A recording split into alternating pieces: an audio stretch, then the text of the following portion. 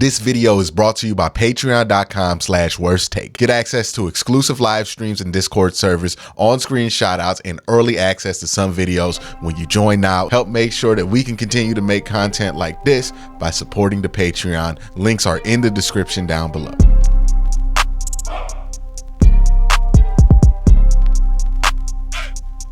Hey, what's up, and welcome to QnA, the show where I take your questions from YouTube, Twitter, and everywhere else and answer them here in video format. A ton of questions to get into, so let's just jump into it. First question is from Diamond, who says, Q, I got a question considering how we don't know how Nick Chubb is going to come back from his injury, and the running game has always been Kevin's bread and butter. Dealing with the offense, shouldn't we go after a running back in free agency or the draft? Yeah, I think the Browns are going to go after a veteran running back in free agency. I don't think they're going to go after a draft pick. I think they want somebody who they feel pretty good about being able to contribute day one. So unless they find somebody, in the first 3 rounds of this draft that they feel really good about contributing day one, I think they'll probably go with a veteran. We'll really know this by the time we get to the draft too, because they'll go through free agency and probably sign whatever running back they're going to sign with. The reason I think they're going to get a veteran is it's not guaranteed that Nick Chubb's going to be full go at the start of the season. There is a possibility that he could be on a rep limit, that he could possibly be held out the first couple of games. Remember, he tore both his ACL and his MCL, so that's a dual ligament injury. That jumps the timeline up significantly. Now, he could be ahead of schedule. It's Nick Chubb. I wouldn't be surprised if he's ahead of schedule, but then you're talking about rehabbing it, getting it back up to strength. And when you have Nick Chubb's play style, you want to make sure that you're back to peak strength, like Nick Chubb would be used to, or else it could tear again. So, yeah, I think they'll be cautious with this, and part of their cautious plan would be having a veteran running back that if they have to start the season with, they feel fine with that running back's capabilities, and I think you find that in a vet, not necessarily a draft pick. Next question comes from Dr. Maggie, who says, I believe in DeShaun, or I believe that DeShaun is going to have a good to great year, but if he don't, how could Andrew Berry pivot to ensure that the remaining core of this team isn't collateral for a failed trade like the Broncos are going through? Well, the Browns are protected with a couple of things, right? They have void years. If they decide that they want to move on from DeShaun Watson, the plan will basically be this going forward. You would play through 2025. Well, you would play through 2024, right? If he is so bad that you cannot put him out there anymore, like he isn't even like serviceable bad, or if it's just a situation where he's good, but he's not good enough to where you feel like you can win a championship with him, you will probably just run out the clock in 2025. You can either start him, you can start DTR. It really doesn't matter. And you will eat most of that cap hit in 2025. You'll probably eat like him being at 23% of the cap is what you would do. So 23% of the cap in a couple of years would probably be around like 70 million. It sounds daunting, but remember the cap always goes up. So you would keep him around 23 mil so you can eat that cap number and move on. And then the thought process would be when you're, paying off his contract in the void years, you would be also having a rookie contract at the quarterback position, whether it be DTR or somebody else. And then you will be basically out of that contract and fine and be able to maintain all the pieces around it. So, yeah, I don't think they're going to really lose that much. Also, you got to think probably in a couple years, Joe Bitonio's probably going to retire. That's going to save money on the cap. We don't know what Jack Conklin's going to do. There's a number of things that could go one way or the other. I think the main core of this team, anybody who's under 30 is probably going to be able to be maintained throughout DeShaun Watson's contract, whether it works out or not. We're just talking about the guys who are over 30 and maybe Nick Chubb not making it. But even Nick Chubb is manageable if they feel like it's manageable. And that all depends on where they're at with the quarterback position at that time with whatever rookie that they get, or, if they make a move in free agency. But yeah, the Browns will be relatively okay when it comes to their core. I don't think that they're going to have to get rid of like Myles Garrett in order to pay off the DeShaun Watson contract. I don't think that stuff's really accurate. Samo says, do you think TJ Watt lack of showing up for the NFL awards and his tweets were justified or a classless act? Personally, I believe you should show support for your peers. And like Parsons showed up and even defended Myles. Keep up the great content. It shows to me with TJ Watt a sense of entitlement that I don't appreciate. And it also kind of, whether it was intended or not, and remember, intention isn't everything. You could not mean something to come off a way, but if it comes off that way, it comes off that way. And if I were Myles Garrett, I would see this as disrespectful. Like, this is extremely disrespectful to me for you to do this. Like, I didn't do this to you when you won Defensive Player of the Year twice. I didn't try to show you up or do anything to try to rally my fanboys up so that people could talk shit about me underneath every single tweet congratulating me for this. I didn't do any of that when TJ won, right? That's how Myles could look at it. And TJ decided to rally up the troops. And he could say he didn't intend to, whatever it was. It's bullshit. He knew what he was doing. We knew what he was doing. And if you don't think that that's true, look at the replies to those tweets. Look at the replies to them. The replies are not, oh man, yeah, get him next year, champ. No, the replies are all basically like just mad at Myles Garrett. He knew what he was doing. He knew what he was trying to do with that. And honestly, I find that to be kind of soft, if I'm being honest with you. Like 100% honest. It's not how I would handle the situation. It's not handled in any way that I kind of mess with. And it feels soft, cowardly, disrespectful, and petty. But nobody's going to say that nationally about a Watt brother, right? Especially TJ Watt. But, and entitled, by the way. I think it came off as extremely entitled. Real rich boy behavior, right? Like that felt like a rich boy behavior from TJ Watt, born on third base, thought he hit a triple, and now he's acting entitled to every single award as if he's his brother, who was actually the great player. But that's all to be said later. TJ Watt's a good player. He's a Hall of Fame player. But he shouldn't be acting like this because he didn't win the award this year, especially in a year where it was extremely debatable whether he should win.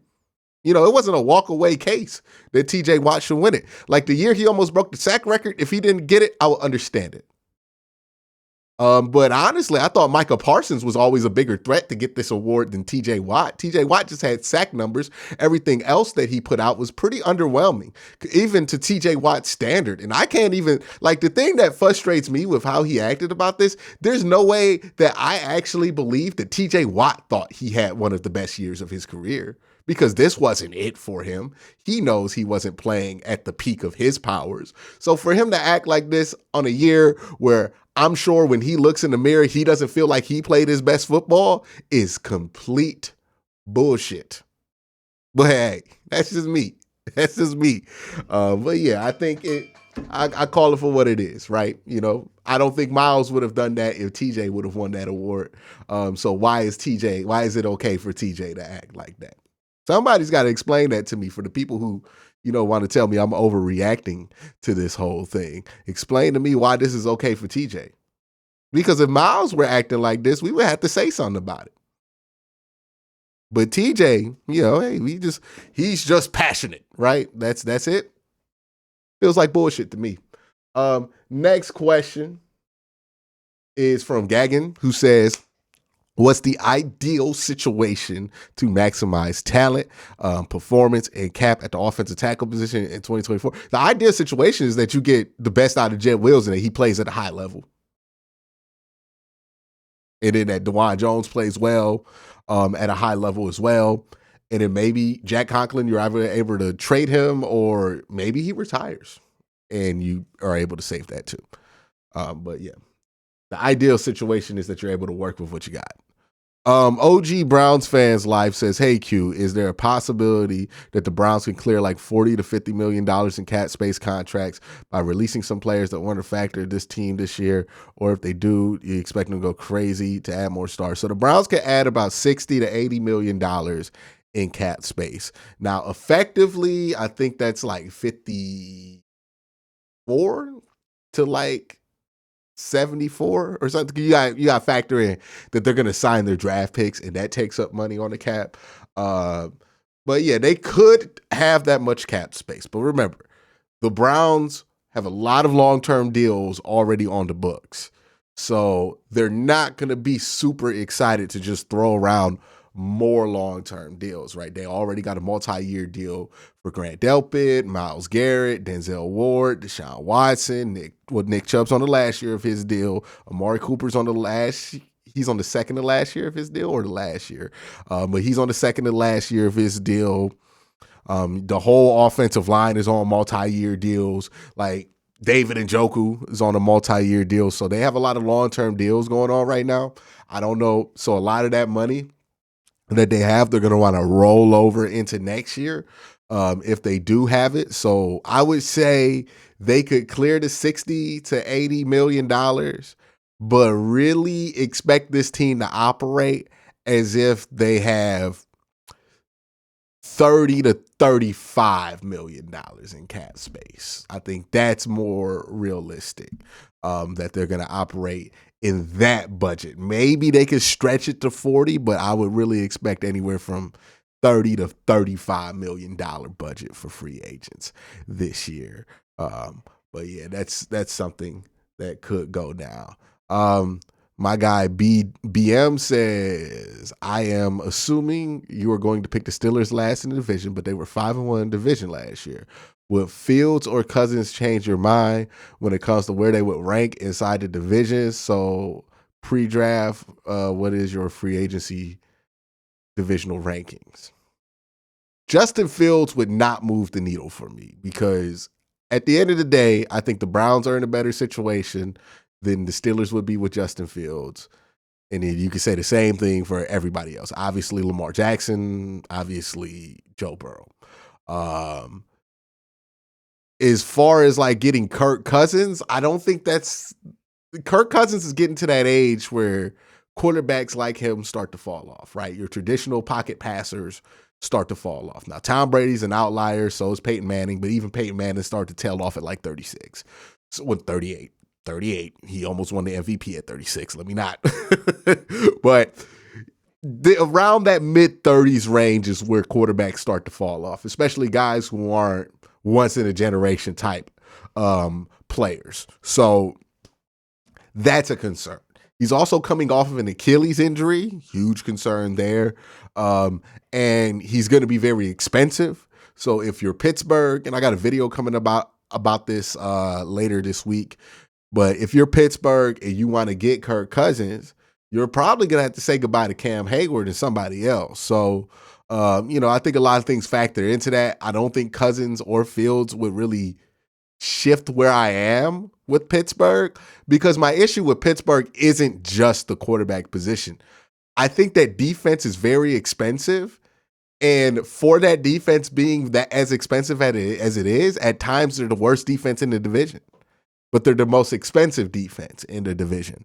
So I think that's their big problem. Like, they haven't been able to fill those gaps at linebackers. They've been plug and play at corner for like the last 4 years. Wide receiver play is inconsistent. Like, George Pickens and Deontay Johnson are both really high talent players that are both inconsistent. Quarterback play has been all over the place, and it's not a guarantee that those two fix that. And offensive line play got better this year for Pittsburgh, but you look at all these other pieces, and that's just not a team that's ready to be in the same conversations that you expect Cleveland, Baltimore, and Cincinnati to be in this year, in my opinion. But they're Pittsburgh. They're not going to go under 500, especially if they get an upgrade at quarterback. PNG says, hey Q, with Brandon Aiyuk trade rumors, do you think the Browns could or would make an offer? Does he fit into the offense? And would you still rather have Mike Evans or D-Hop? If Brandon Aiyuk becomes available and the Browns can trade for him and it makes sense and they can get him under a number they like, I would rather have Brandon Aiyuk. Bird in hand. Okay. I'm not about to say no to the bird in hand. But yeah, I mean, like him, Mike Evans, or D Hop, I really wouldn't be mad at either of them. But yeah, you take Brandon Aiyuk. He's younger and he's in his prime. My guy WYO says, are you concerned that DeShaun Watson is going to get suspended again? Let's talk about this because this is likely going to be the title of the video. So every like 4 months, people spread this story that the Browns, or that DeShaun Watson could be suspended again because this and that of something that happened in the cases that he's already been judged for.